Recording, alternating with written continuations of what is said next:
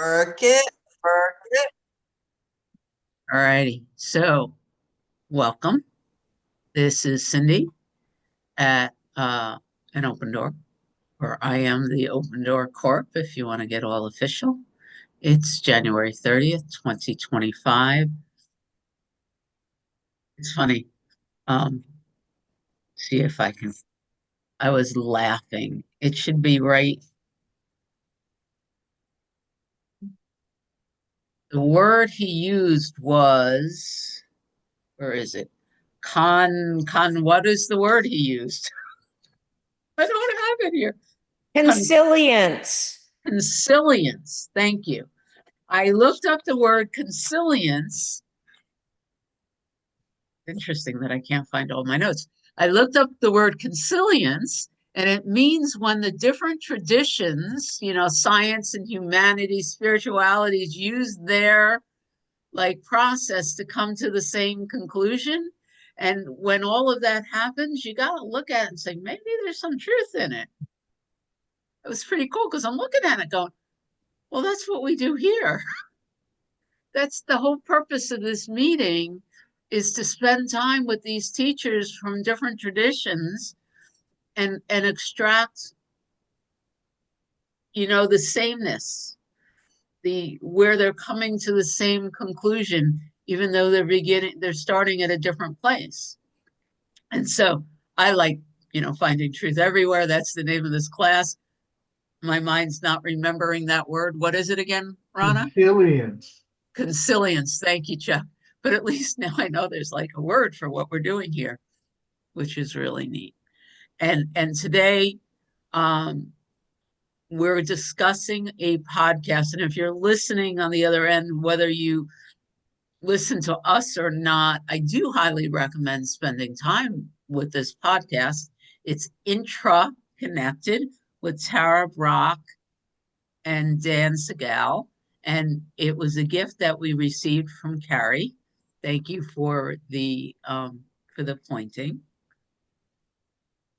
I have a song, Barbie, so you have to pay attention. At the very end of this, and I am glad, I was telling some people, I'm glad that I assigned only the first part because it was more than enough for me to process. I will eventually listen to both parts, but there was more than enough here. And there's only a few things I want to point out before we open it up. But at the very end of this first part, Dan was hypothesizing that perhaps a definition for love is connection. And what was interesting to me is that based on me sitting here in A Course in Miracles and the other things, there's a sense that for me, what works is considering this sense of love as the ground of my being, as what God or consciousness is. And then there's a veil that sort of, we'll quote the Course, blocks the awareness of love's presence. So when the veil is lifted, we feel the love in the connection. So love is everywhere. We just don't always notice it. And as I was sitting in that part of this teaching, it was very obvious to me what song we were going to begin with. And even though I would put money on us all knowing this song, I found, I'm looking at Sandra going, I wonder if she knows what song it is. I found a video that is just black with the lyrics in front of it. And relative to everything we're doing here, I'd like to recommend that you look at the lyrics. All right. So let me put things on pause. Here we go. Zoom moved it on my screen. So for the purpose of the recording, that was the Beatles, Love Is All You Need. And there's a lot of things I could say about that song relative to our teachings, but the one thing I want to point out, one of the things that I've been hearing us say often enough that I've started to notice every time one of us says it is, it's not easy. It's hard. I'm here, but it's hard. I've heard many of us, and I've heard it here too, say that. I'm here, but it's hard. That song, if you pay attention to it, says if you accept that love is all you need, if you accept that from that place that everything that can be done will be done, everything that you need to see will be shown, then it's easy. And so I just wanted to put it out there. Notice how often on this path you hear yourself say, "This is hard." And then maybe play the song. Just an idea. All right. I, like David, have pages and pages of notes. And I put just a couple of things together that I wanted to say, and then I'll open it up. Yeah. Because I want to hear everybody else. I don't, um, there's just a few things that I wanted to get out. First, I'm going to begin with Tara Brach's favorite quote, and it's just a continuation of the song, right? Love tells me I am everything. Wisdom tells me I am no thing. And between the two, my life flows. If nobody else brings it up, I'll bring it up later. Just this idea that there are multiple realities here, that we're not living in a world of either or. Either we accept that everything's consciousness or we accept that we're human. A huge part of Dan's pointing is that this is not an either or. And this quote, the way Tara taught it and in the concept of this conversation, seems to hold that so beautifully. So I just wanted to put that out there. So that's number one. Number two, one of the things that I adored about the way Dan shared and what knocks me for a loop when others don't do this is he clearly stated at least once in a very clear way before he was going to give anybody anything about what he's discovering is what I am providing for you is a hypothesis. What I am going to provide for you may be 100% wrong, may be partially wrong, may be right, but it's just where I am right now. It reminds me of Hoffman saying, this is useful. I'm not saying it's correct. I'm just saying that where we are right now allows us to create cell phones and do this, do that. The limit of science can be useful. Our hypotheses are useful, but just even the basics of our spirituality, as soon as we attempt to describe something, put it into words, then we have separated ourselves from the experience of what's going on. And so they could be useful maps. They could be pointers. They could help create a view. But the Course in Miracles clearly states that every word is a symbol upon a symbol. And so I just wanted to put it out there, and it feels like those of us who hang out in an open door get that words help us um, communicate. But the truth is, our communication is underneath that. And so it's just useful to not get hung up on the wording or even the specific map. Back to that word, I can't remember all these different paths leading to this, some basic truths.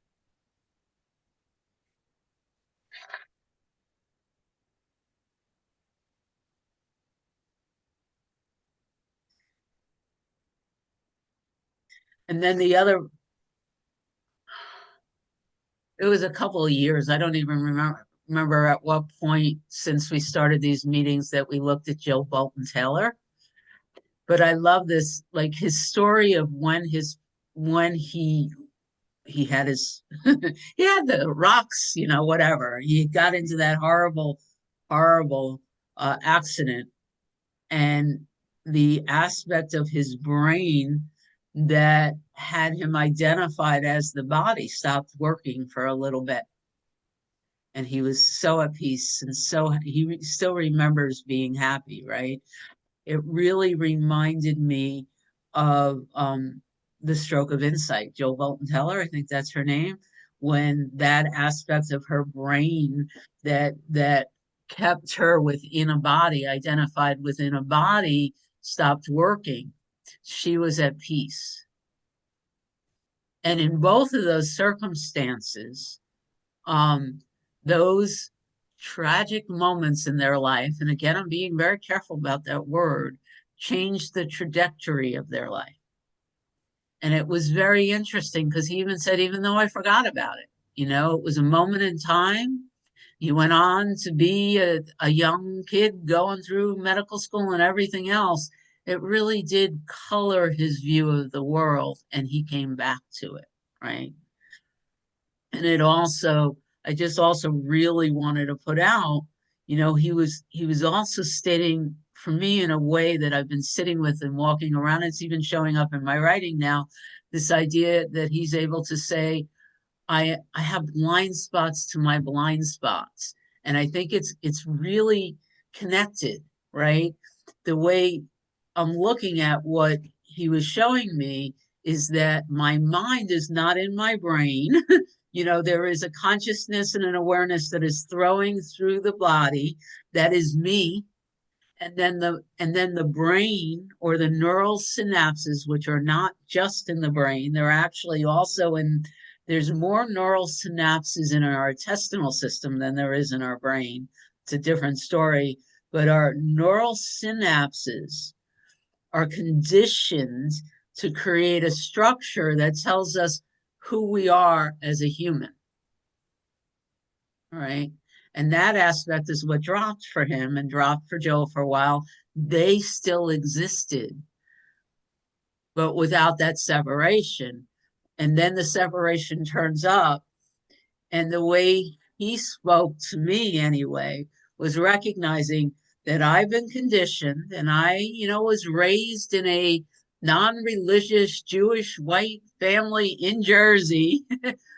And it created a view of the world that all of this work is cutting holes in, but there are still blind spots, and there remains, as long as I hold myself as separate from you, I accept that there are blind spots to my blind spots. And they're in my neural synapses. They're in the structure of how this body operates. There's no guilt or shame around how I interact as a human in the world. That I can choose to step forward and allow something else to inform and change that. Yeah, so those were the things I felt really strongly I wanted to say. um, that really, really kind of rocked my world. And now I would love the opportunity to open it up to see what's on your list of things and how this podcast affected you. And I have enough here to talk about for hours, but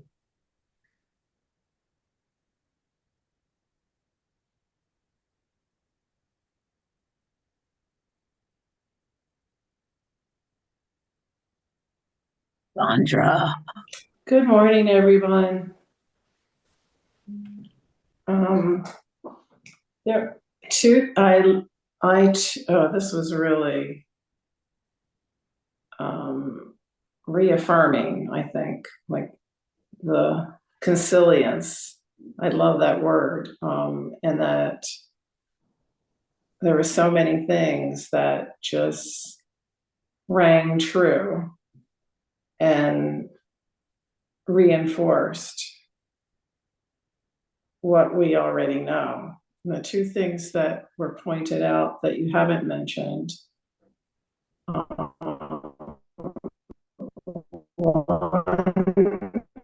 really liked his MWE, Moi, that word he made up. And I liked that he acknowledged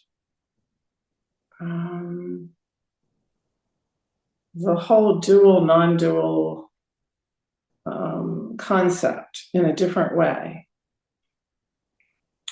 What did he say? He said, we are differentiated, kind of like your word individuation, which you used. We are differentiated in the macro, in the big, and then in the little tiny, you know, like the root ball of the aspen trees, that's where we're connected. That's where the hub of the wheel is. And I actually had to listen to that almost 3 times before I got it. I kept stopping it, going back, and re-listening again. It took a while to get it. That all the, like, they went off into some retreat for 3 days alone, and they came back, and everybody kept using the same words about being one. And yet, that they were interconnected, they were interwoven, there was an inner being. And I just like that he acknowledged that, that, like you said earlier, it's not either or, it's both and, that I'm both manifesting as this individual with a personality, and yet, what did he say? It's the difference is knowing that that's not all that I am, or he said something like that knowing that. So that's what we all know, and we know that we're one. Where I used to get hung up, and I don't anymore. I used to get hung up on, that's not all of it. You know what I mean? It's just saying that I'm one and I'm not a body and this is all an illusion. He even used the word illusion. He said the illusion is when you think that's all that you are. And so that, I liked that because it confirmed my experience. And I can let go of trying to make that not be. I don't know, like I don't have to make that not be anymore because that is. So I love that. So that was the first thing that I latched onto, in addition to what you said. I love the whole discussion of the macro micro state, and then that whole thing he did on the seabed of possibility. I can't remember the words. I think I wrote them down.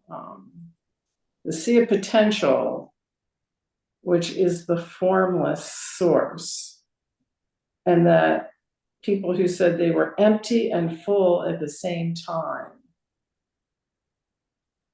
I get that on a visceral level, but it's hard to describe, and he described it so well. And he said, awareness comes when the energy position is in the plane of possibility. And that is so beautiful because when we're there and we feel it and we know it, that's when the whole co-creation starts and things are created and not coming just from the individual self with all these structures that you mentioned, with all these filters. Those filters go away and we're open and we're in the sea of possibility, which is a cool place. And our curious nature, then we have this curious nature is let loose, kind of. And these are my words now. I don't know if I'm interpreting him as he meant to be saying it, but this is how I'm getting it. So we have this curiosity. And then this whole discussion of free will versus not free will goes away. I don't have to think about that anymore. It is one will, but it's like this mui, that word, this mui will, which fits with, I mean, talk about conciliation. It fits with the 12 steps. It fits with all the different, not my will, but thy will, but it's all the same will. I mean, it doesn't even have to be picked apart anymore. Like I don't have to slice and dice it. It can just be. So, and then the way he explained the macro versus the macro is the Newtonian physics and the micro is the quantum physics, which I love quantum physics, even though I know very little, I know this much about it, but that we're all entangled. And we've talked about that before. We know we're entangled. He said, you walk in a room and you know some things before you even, you know how it feels. We know when we all come together how it feels, even if we said nothing. We just know. So once again, I loved the video. And I can't wait to look at part 2. I'm looking forward to that. And I say thank you to Carrie again. And one thing, just, he started talking about entanglement, and I do have an engineering degree, and it was an interesting, he decided not to spend much time talking about it when Tara said, "Aren't we all entangled?" It was interesting. And I just landed on this idea that if it's in my purview, if it's something in Cindy's world that I'm thinking about, that pulls my attention, that I'm in relationship to, then I am connected and I can affect it and I have that. If it's not something I am aware of, then it's in this sea of infinite possibilities. And for the time being, I can just be loved, but I don't have to invest energy in what is not coming to my attention. Oh, I love that you just said that. I love that because I'm sure, I bet you've all had this experience too, where you're in a room and you decide not to become sucked into what's going on. You just decide to hold that sense of love and just be quiet and just sit there and just love everyone. And then all of a sudden it changes and you have said nothing. You've just held the hub of the wheel, what he calls the hub. You just hold it and you feel good and they feel good. And all of a sudden everybody's liking each other again. I don't know how that happens, but that's what you don't have, I don't have to figure out what to do.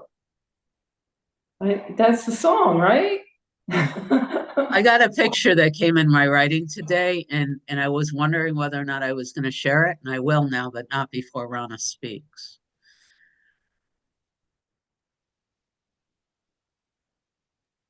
Hello, everyone. I too enjoyed listening to this. I found out Tara Brock went to my alma mater, Clark University. I was kind of excited about that, which it means nothing. Started a whole ego trail, though. Little story. So interesting. Yeah, I'm going to go backwards because of this entanglement. The quote that I wrote down was, if you really love someone, you're entangled, and I guess it also can be stretched to if I've placed focused attention on anyone, I'm entangled, right? Because of that observer effect he sort of talked about. If a tree falls in the woods and I don't hear it, did it really fall? I don't know. I love being able to just say, I don't know.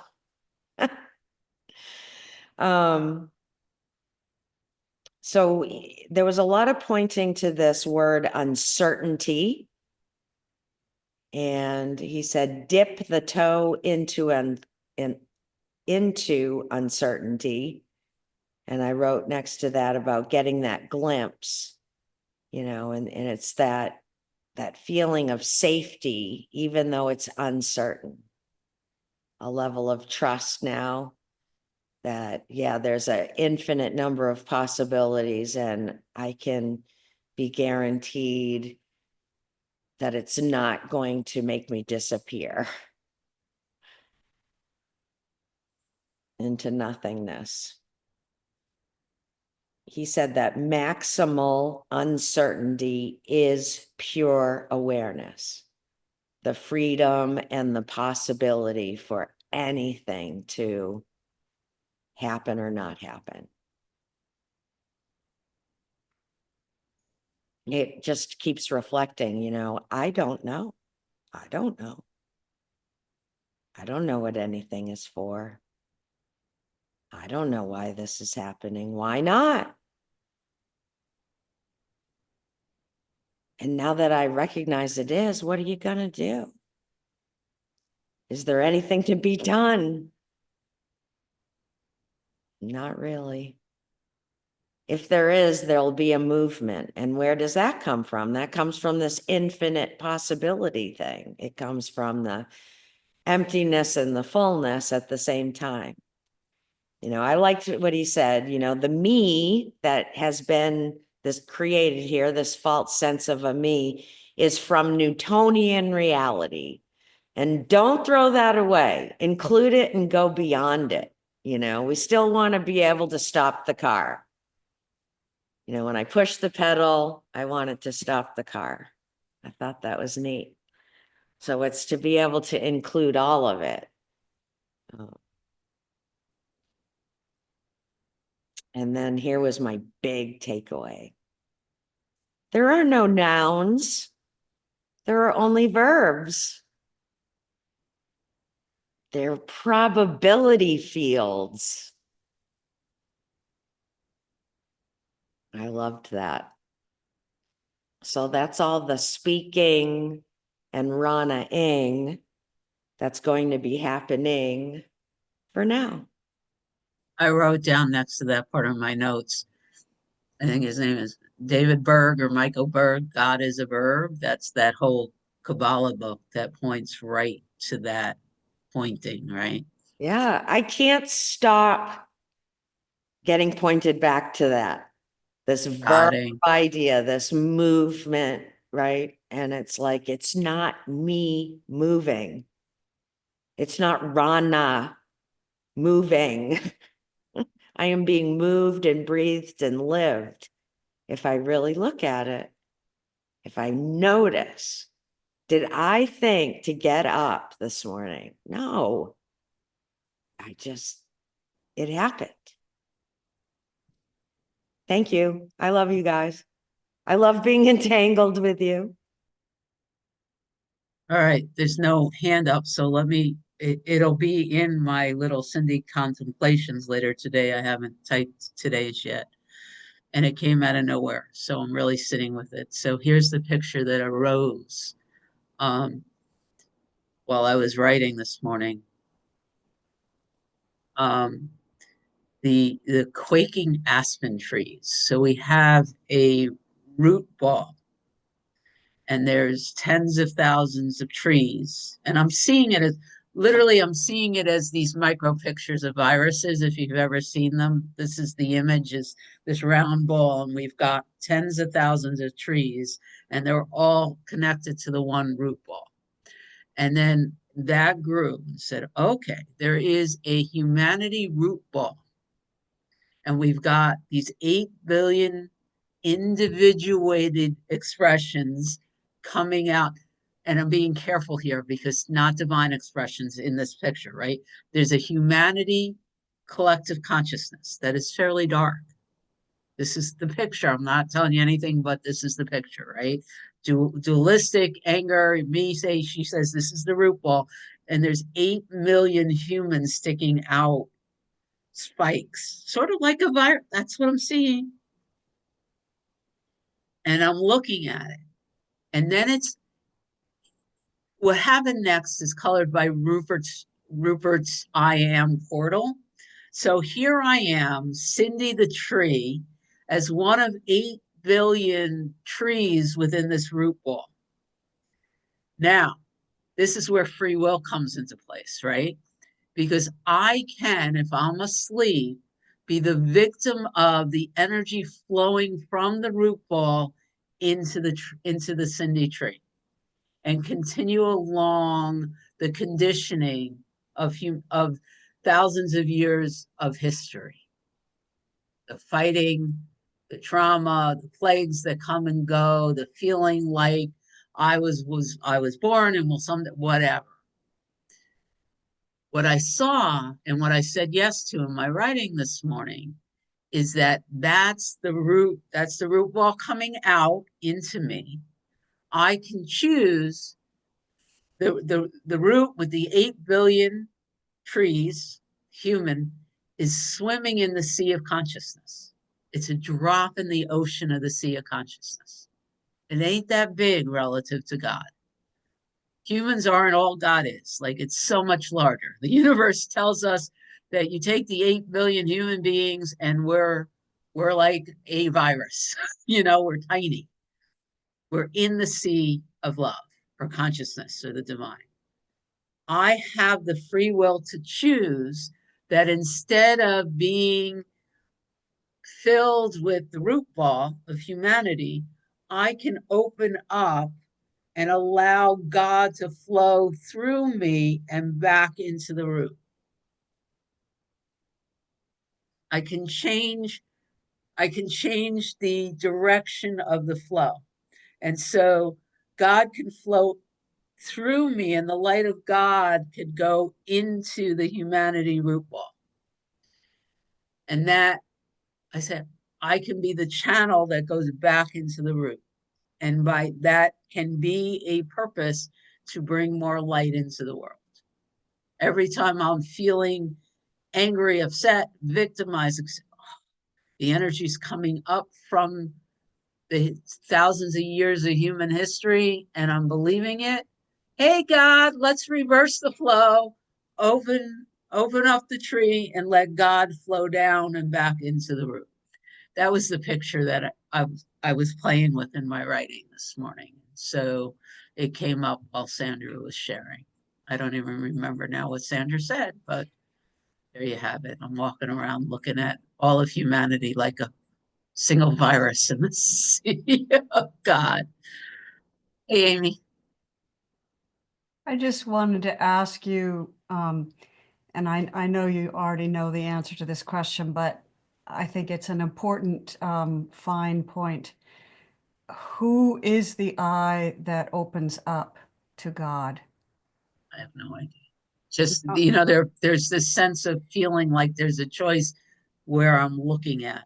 It's not, well, it's whatever's alive. Like, literally, I don't know. Like, there feels like there's a decision point.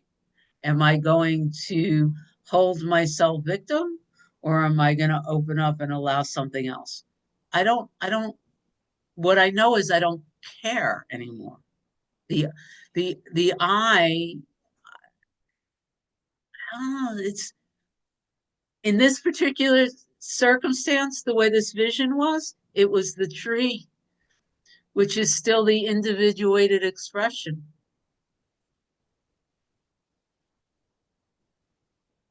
But I don't know who I am, Amy. So that's what I know. I don't know who I am. I know that I know that I keep walking into these spaces. And it happens a lot in the moments after I wake up, where like this mind starts spinning tails and giving me lots of opportunities to feel really bad or worry about something. And there's something here that looks at those and chooses not to go there. Mhm.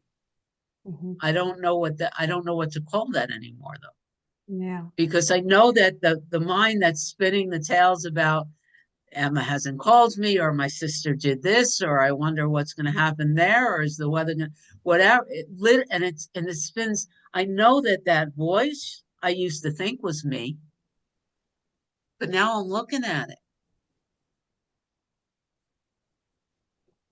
It's the I that I know will exist after this body drops. Mhm. It comes to me that enlightenment, quote unquote, is the increasing awareness of full entanglement. Will you say more? One way of describing enlightenment is the increasing awareness of full entanglement.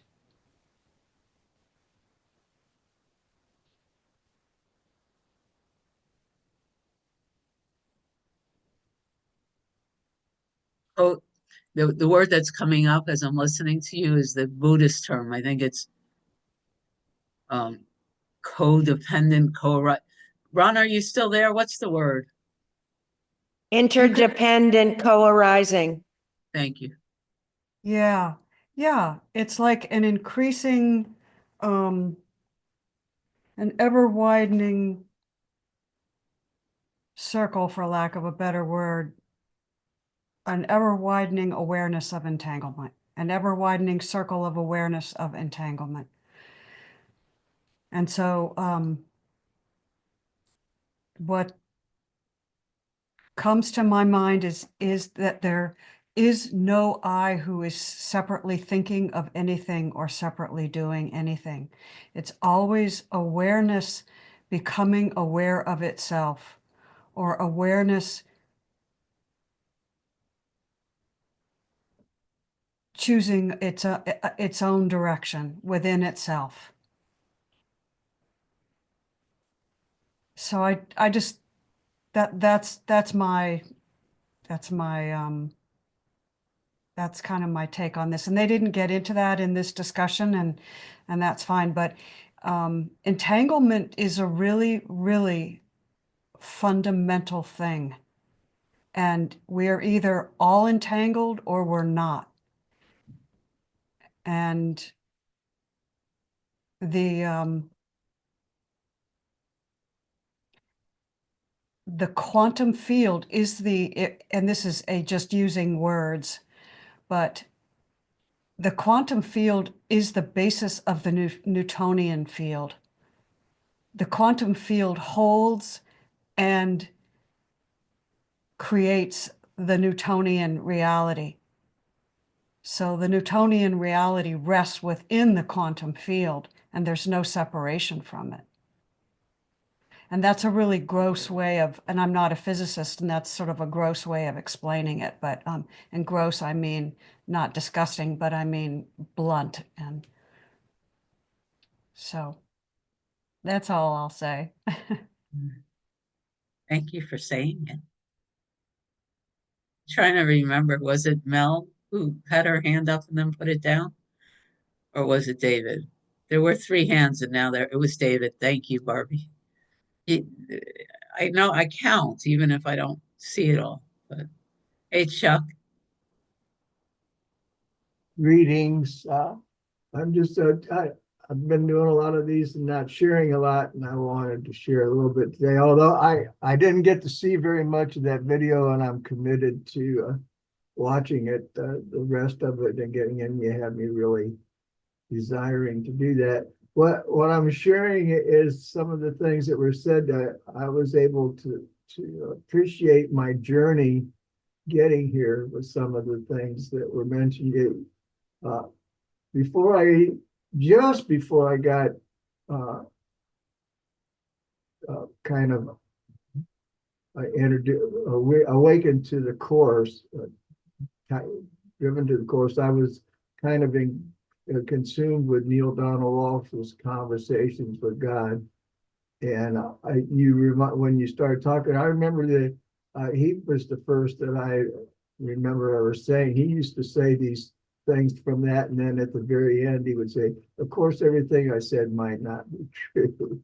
And I appreciated that, and you kind of reminded me of that part of my journey. The other thing was Sandra was saying, the Course in Miracles, when I got there, one of the things I really appreciated Ken Wapnick, because at the beginning, when I was early on that, he was always, or what caught my attention the most was he was enforcing be normal. It was don't be a bliss ninny, be normal. You know, you stop at stop signs, you stop at street lights. You lose your job or you lose your family, you don't say how you doing. I'm just hunky dory. You know, you acknowledge what's happening and then use the lessons of the course to deal with it in a different way. And so those things that I heard mentioned this morning were lighting up, and I really appreciated those. They were important to me at the end. But now I'm going to be really looking forward to watching this replay to evaluate where Cindy was leaving off and where Amy got to before I got to speak. Thank you, love you all. Grateful to be here. Thank you, Chuck.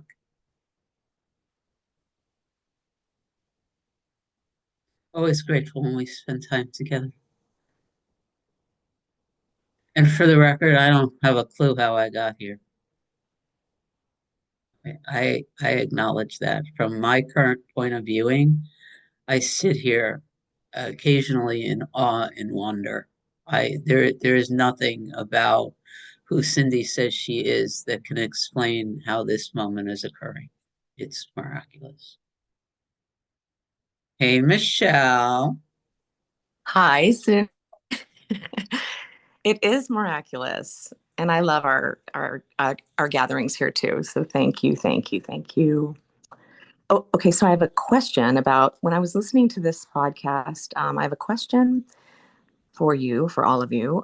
Is it root ball or root bulb? I believe it's a ball. They call it a ball, B-A-L-L. Okay, okay.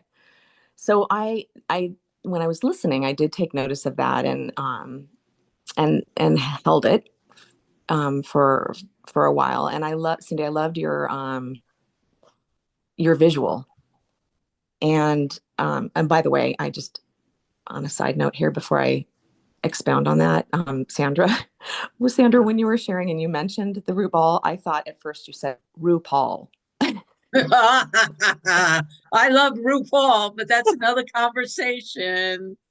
But it kind of fits into the whole thing. It was really anyway. Okay, so with Cindy, with your visual, it it was beautiful because I was talking with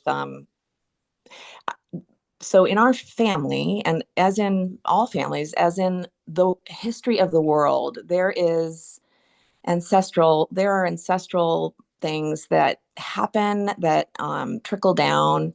I was just thinking personally in our family, with my grandma passing and my mom and dad passing, I was given the gift of many of their journals and letters. And I knew about a lot of some of the sad things that happened through the decades. But reading these, I was like, oh, wow, I was really protected from some of this stuff.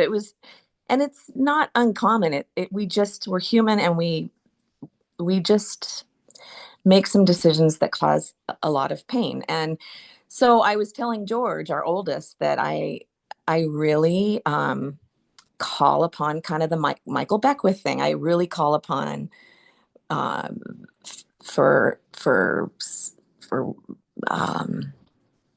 clarity, pointings from our ancestors. And George was like, ancestors, that sounds so dry. Let's go with something else. Let's go with I don't know. I don't even remember what he said, but it was so like such an 18 or 17-year-old boy thing. I'll have to remember and I'll share it next time. But so I've started to call them beloveds because they are pure love. And so I rely a lot on their, assistance and clarity and pointings. So it ties into this conversation I had with George and the way I'm, you know, connecting with them each day before I get out of bed. Um, Really ties into your visual, Cindy, and I appreciate that. I love you all very much. Thank you for letting me share. So, Michelle, before you leave, can you answer? We were having a conversation that included you before we hit the record button this morning. Oh, Are you born and bred? We were talking about accents. I know ah, you live in Chicago now, yes. but are you from Chicago? No. Where are you from? Southern California. Totally. Totally. So somehow Chicago plus Southern California has David putting you where? In Illinois? Is that what you said? Or where did you say you got her accent was? You'll have to unmute though. I didn't talk about her accent, although I Oh, love you, okay. Michelle. I didn't talk about your accent. I love you too, Oh, David. somebody did. I think maybe it was Libby. Okay. No, it Anyway. was me. I said I thought she was from Wisconsin. Oh, Wisconsin, that's right. So Wisconsin. Chicago plus Southern California equals with Wisconsin. I love Wisconsin. We're very close. We go there all the time. Maybe There you it's go. maybe I'm entangled with Wisconsin. Good one. Thank you. Great, thank you. Hey, Mel.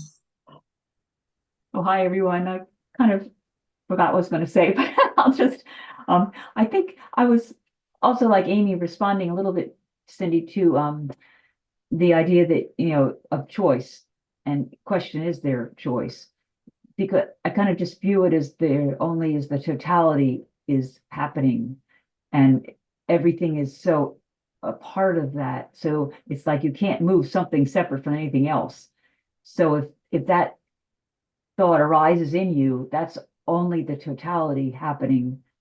It's not you as an individual, Cindy, doing anything. It's just the totality is at that point rising through you, and the thoughts are coming to you. Well, that's the totality, just all happening. And however affects it, it ripples out all over, and we just can't, it's beyond what we can perceive. But I don't know. So I throw that out. And the other thing I wanted just to bring, I loved his new definition of God, as generator of diversity. Generator of diversity. Because, right now so much is we're swinging the other way, to conformity, we're ending all our, diversity programs, that's kind of ending. So it was kind of interesting that he brought out, God as being the generator of diversity and how important that is, how powerful it is. It's that possibility being expressed in infinite number of ways, and how beautiful that is, and how to, and I think it was who was it, who mentioned nonconformity? It was 2 podcasts back, Christian maybe, or one of them mentioned the importance of nonconformity, how valuable it is when we express ourselves, however that flows through. So that was my little insights. Thank you. As you were sharing, and I know this conversation comes up every once in a while, and it creates a very powerful disturbance here. And I've learned to enjoy the word disturbance. Like, it doesn't mean that that I think there's a right and wrong. I now know that when there's movement in here, something new is being birthed. Like it's become I don't even know. I don't shy away from disturbance. It's sort of like you say, like I don't choose. It's like the blind spots are being lifted, and so what wasn't known as being somewhat being revealed, and what likes to know what's going on gets disturbed, something like that. I don't know how to put words to it. And but what was coming up as you were sharing, because this has come up a number of times, like, and I always find this thing moving, and I choose not to defend any position, right? I'm wondering if this is similar to the pointing in this podcast that says that there's a lot of different realities held within, like the Russian dolls type of thing. And where on one plane it feels like I'm making a decision, if you expand out, there really isn't. But on this plane, sort of like Newtonian physics, there's this sense that I have the ability to turn left or right. When you go out, maybe there's not, but there's still usefulness here in feeling.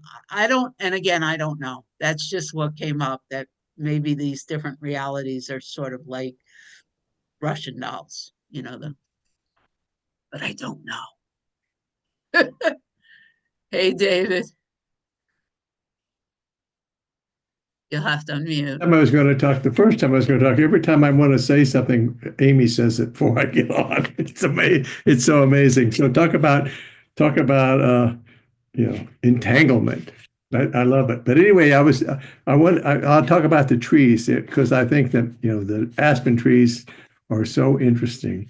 And one of the things I think someone was talking about, maybe it was Amy, about when one of the I think it's like, I think we are all entangled, and I don't, and we may not be aware of it, but I think we, each and every one of us, because there is no each and every one of us, there's only one of us. And so we're entangled to everything, everyone and everything that is. And and it's like the aspen trees, or like other there are different kinds of trees where I can't remember the word, but underneath in the earth beneath trees, they're all trees are interconnected and they feed each other nutrients when one of the trees is sick, and the other trees know that, and they give whatever nutrients trees need to become healthy again. They send that to the other trees. I think that's all. That's I think that's what we do when we're when we can gain awareness, and maybe we even do it unconsciously of when I see somebody and when I am empathetic to them, when I see somebody who's not doing well or having a tough time, and I can send them nutrients. In other words, I can send them love. I can send them vibrations that I hope can make them feel better or feel healthier. And I just love this. I'm going to read this. I'm going to watch this video maybe 10 times, because all the stuff that I wrote down, pages and pages, and then Cindy talking about stuff, and Sandra talked about stuff that I didn't even write that stuff down. So I need to go back and get it all. But I just love the fact that it lets me become more aware of the connectivity of everything, and I love that. So I'm done. Thank you, Dave. Sandra's up.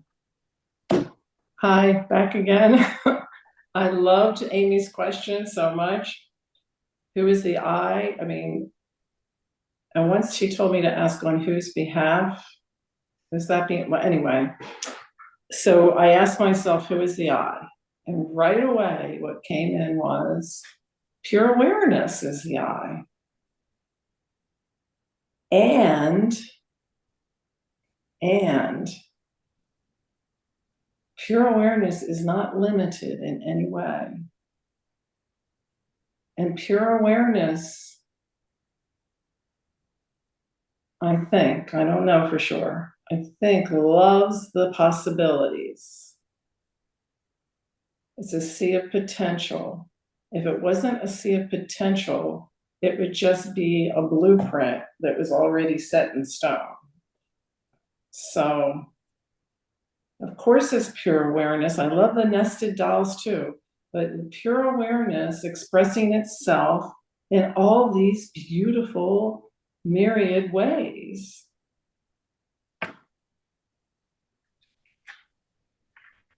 It's such a fertile ground for curiosity and exploring. And it's so amazing.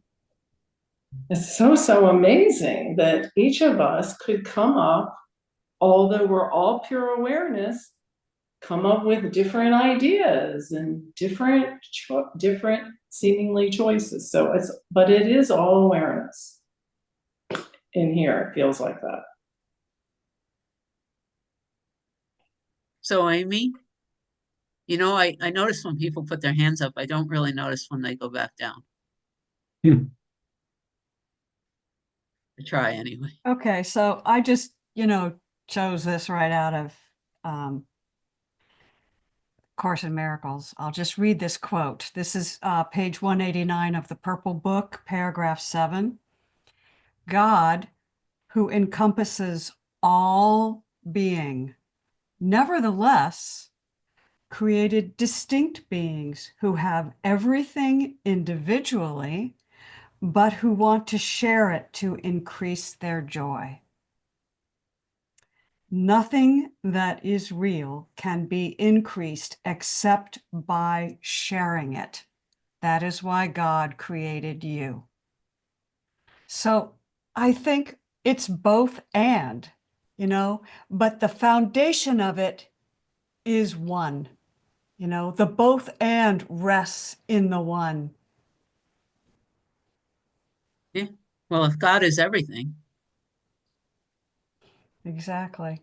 It's very hard for this little gray matter to wrap it because we don't have it in our experience, right? We can only imagine it and feel our way through it. Right? So that's, you know. real times real equals more real. I'm just trying to, before I stop the recording, let's see what else this beautiful being states.